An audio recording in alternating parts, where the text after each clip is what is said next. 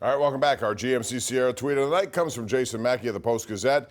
Fun stat, Pirates are 9-2. This was before the game, so they're now 10-2 this season against the Mets, Dodgers, Padres, and Red Sox. That's a $1 billion combined payroll. They've dropped 10 of 13 to the Rays, A's, Orioles, and Marlins, although the Rays and Orioles and Marlins have all taken a step forward this year with smaller payrolls. Chris, we got a lot of people on the line, so let's get right to it. Waste no time. We'll begin with Chris in Brookline, who's first up tonight. Hey, Chris. Yeah, this is the guy from Eaton Park. Oh, you got in. So Chris Mueller, Chris was at Eaton Park tonight. Jared Barton and I went over there for dinner, and he said he calls and never gets in. So now you're in, Chris. Welcome to the show. Thank you so much. Yeah, I want to talk about the Pirates. Yeah, I know they won, and they beat these teams with the biggest payroll, but haven't we seen this script before? You know, they always get hot right before the All-Star break, and then once the All-Star break comes, they go downhill. And I know Cruz is coming back, but what do you think about this team moving forward? Are we going to make the playoffs or what? Well, I don't know about this year, Chris, but thank you for the call and good seeing you tonight. But I am encouraged by some of the younger guys coming up and playing. We're not even talking about Cruz. If you put Cruz back in there, and there are some people who actually want to think about trading him if necessary. First of all, I don't know, without seeing what he can do on a consistent basis, how much you're willing to give up. I've heard these conversations, and I'm a little stunned by them. I want him to play every day at short. I want to see what they got with Gonzalez. Davis, certainly I want to see him catch, but his bat in the lineup is big.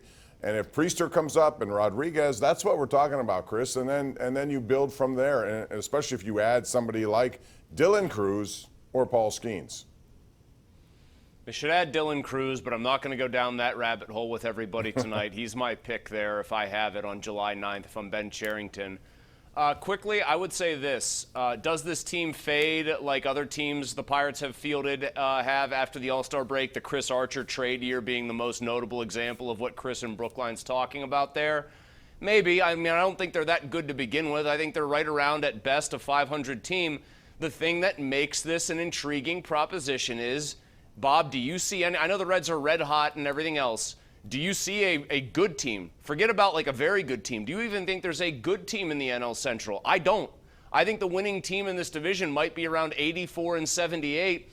And so if you're the Pirates and you just manage to sort of linger around, guess what? Almost by default, you're going to be in it. So if anybody out there is wondering, oh, can this team stay in it? Yeah, because they pretty much can play 500 ball a la 1997 and be hanging around the lead. That was the freak show year, and you're right. If you're in a bad division, try to take advantage.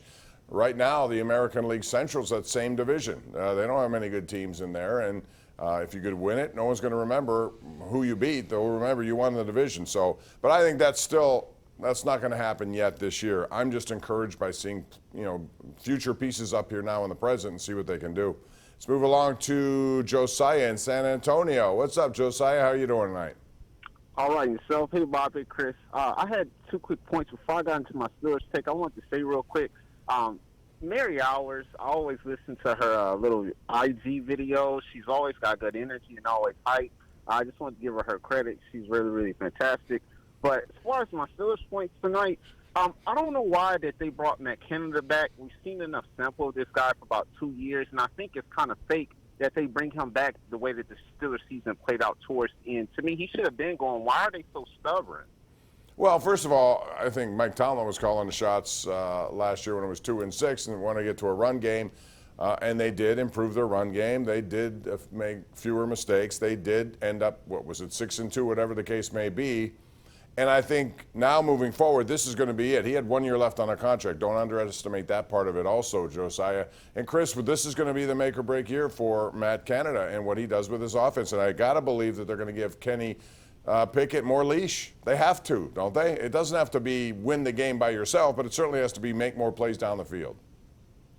Bob, I'm going to let my answer here be a choose-your-own-adventure book for you. Do you want my opinion on the latest? I think it was like a Little Mermaid lip-sync video by Mary Hours, or do you want my opinion on the sports content? Well, first of all, I like that. And by the way, she doesn't need a lip-sync. She's a very good singer as well. So yeah, that's what everyone was saying. We've heard her sing. She's very talented as a singer. Why lip-sync it? But I think the thing that stood out the most in that video is she had two people behind her who were doing like the dive into the water all synchronized. I was mesmerized as to how how you could actually get people queued up like that correctly to do the accompaniment in the background. I thought that was very impressive vacation pool behavior by all parties involved.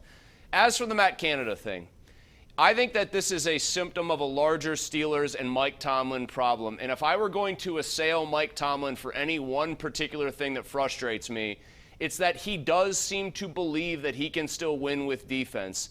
You know, I saw people, Ray Fittipaldo was on with us today, and he said, I think you can make the playoffs with defense in the running game, and then I think you need to score when you get in the playoffs. And a bunch of smart Alex, oh, well, thanks, yeah, score more points than the other team, and that's how you win. No, the nuance there is pretty clear. You can be the Tennessee Titans and actually get the 1 seed because the regular season is a little bit different. When push comes to shove, the Philadelphia Eagles had one of the best defenses in the league, the best pass rush in the league, and they still couldn't beat Patrick Mahomes because the game was contested in the mid-30s. So Mike Tomlin's idea that he can just grind opposing teams down might work in theory in the regular season, but if you want to take this team to the Super Bowl, you've got to have big offensive performances when it counts. Yeah, I'm anxious to watch it all play out. We got to do it. Take a break. We'll do it right now. It's 412-575-2600. Air your opinions right here, right now on Pittsburgh CW.